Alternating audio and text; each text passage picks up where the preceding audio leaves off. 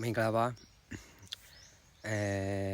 အပွင့်အဲ့ဒီရွယ်မှာရေဘယ်လိုပေးရတာလဲဆိုပြီးတော့မေးထားတာဖြစ်မယ်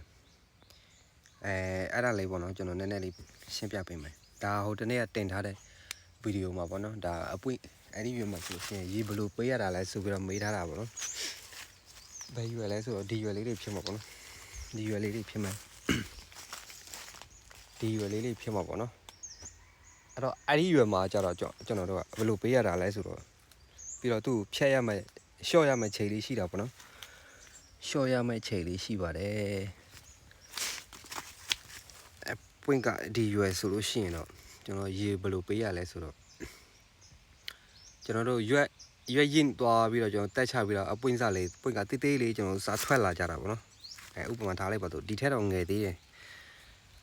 အပွင့်ကအဲ့လိုမျိုးလေးထွက်လာအပွင့်ဆိုပြီးတော့ကျွန်တော်တက်တက်ကိုကတိသွားပြီဆိုလို့ရှိရင်ကျွန်တော်တို့ကရေကိုပုံမှန်ပြန်ပေးတာပေါ့နော်ရေကိုပုံမှန်ပြန်ပေးတယ်ကျွန်တော်ရေတော့ကပေးတဲ့အတိုင်းပေါ့နော်ရေကိုပုံမှန်ပြန်ပေးတယ်သူကအပွင့်ကအဲ့လိုမျိုးဖြစ်ပြီဆိုရင်တော့ဒီရွယ်ကနေရေစပေးလိုက်တာပေါ့နော်ဥပမာပြီးတော့ကျွန်တော်ဒီရွယ်ဖြစ်သွားတာပေါ့နော်ဒီရွယ်လေးဖြစ်သွားတယ်ဆိုရင်ရေဘယ်လိုပေးရမလဲဆိုတော့ခဏပြတဲ့ရွယ်ပေါ့နော်ပုံမှန်လေးပေါ့နော်ဒီရွယ်ဆိုရင်တော့ပုံမှန်လေးပဲဒါပေမဲ့နဲလို့မရဘူးနော်ဒီရွယ်မှာကျတော့နဲလို့မရဘူးဥပမာထားလိုက်ပါဆိုကျွန်တော်တို့အရင်ကကျွန်တော်နေရသည်မိနစ်20ပေးတယ်ဆိုလို့ရှိရင်ဒီချိန်မှာလည်းကျွန်တော်မိနစ်20ပေါ့နော်ဒါကြောင့်ဒီချိန်မှာကျတော့ကျွန်တော်တို့အမြဲတမ်းစုလိပ်စလေးကိုပေါ့နော်အမြဲတမ်းကျွန်တော်တို့ထိပေးဖို့လိုအပ်တယ်ရေပင်အောက်မှာရေ၆သွားလို့မရဘူးပေါ့နော်ပုံမှန်လေးကျွန်တော်တို့ပေးရမယ်ဥပမာတရက်ချာဆိုလို့ရှိရင်တရက်ချာဒါကြောင့်တရက်ချာပေးတာကိုမှနောက်ရက်ပေးတဲ့အခါမှာပေါ့နော်ပင်အောက်မှာ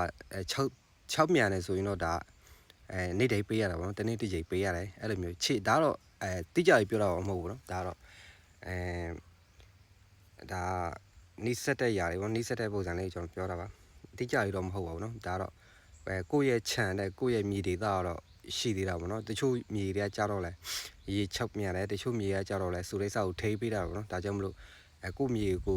ကိုယ့်ရဲ့မြေနေထားကိုကြည့်ပြီးတော့ပေးပေါ့နော်ဒီရွယ်ဆိုရင်တော့ဒါပုံမှန်လေးပဲပေါ့နော်ကျွန်တော်တို့တနေ့တစ်ခါဆိုရင်တနေ့တစ်ခါတရက်ချာဆိုလို့ရှိရင်တရက်ချာမိနစ်20ဆိုရင်20 30ဆိုရင်30အပွင့်ကြီးတဲ့ချိန်ထိပေါ့နော်ဒီချိန်ထိကျွန်တော်ပုံမှန်ပေးရတာပေါ့နော်အပွင့်ဒီချိန်ထိတကယ်လို့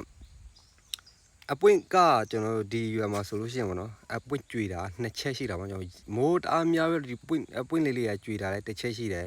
ပြီးတော့ဒီဆက်လေးကနေပြီးတော့ထိတ်လေးကြွေတာကြတော့ဒါလုံပြီးပိုးကြပြီးကြွေတာရှိတာပေါ့နော်မိုးတအားများပြီးတော့ကျွန်တော်မှုဝင်ပြီးတော့ကြွေတာလည်းရှိတယ်အဲ့နှစ်ချက်ပေါ့နော်တကယ်လို့ရေတအားများပြီးတော့ကြွေတာဆိုတော့အဲ့ဒီမှုကြောက်ကြွေတာရှိတယ်ပြီးတော့ဒီရွယ်မှာကျွန်တော်တို့ရေတအားနဲတဲ့ခါကျရင်သူကအပွင့်လေးလေးညှိုးပြီးတော့ကြွေတာပေါ့နော်ဒါကကြတော့ကျွန်တော်မှုဖြစ်ပြီးကြွေတာနဲ့မတူဘူး